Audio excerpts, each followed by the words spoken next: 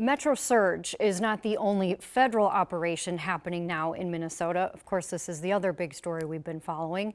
We are 1 week into another operation called Operation Paris, which was announced as a fraud investigation in the state. But attorneys are now alleging that it is a pretense to arrest refugees in the country legally who have done nothing wrong prior to any investigation. Lou Raguse is here now with the latest on this story. Lou?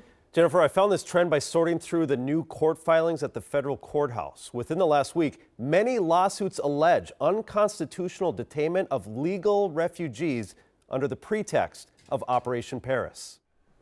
Habeas corpus petitions tell the stories, like Laban Guled, a 29-year-old Somali refugee from Shakopee who says he's followed all the required processes and procedures, arrested at Chipotle during his lunch break. So far, this enforcement disproportionately affected the Somali community here in Minnesota.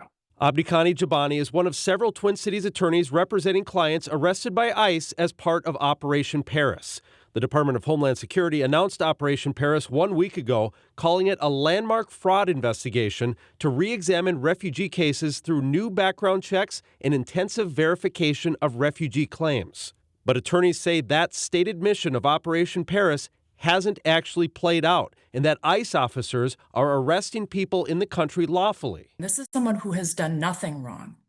Nothing. Michelle Drake is representing a 16-year-old high school student from Minnesota whom she says agents arrested and separated from her family. They didn't have anywhere to put her, and she spent the night in a hotel room with 2 adult ICE agents who were strangers to her, before thankfully the federal court intervened and stopped the U.S. government from sending her to a camp in Texas, which was their intention. Drake says the 8 clients she represents arrested under Operation Paris do not have allegations of fraud against them. Even if there was a need to investigate some fraud, which there isn't, since when in the United States of America do we lock people up in order to conduct investigations?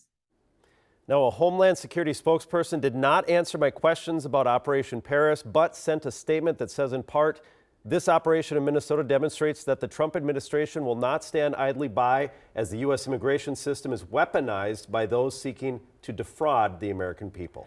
Jennifer.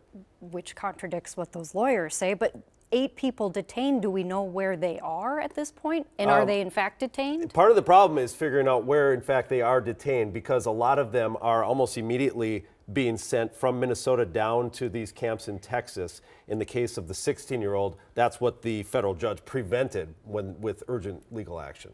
All right, Lou, thank you for uncovering some of that.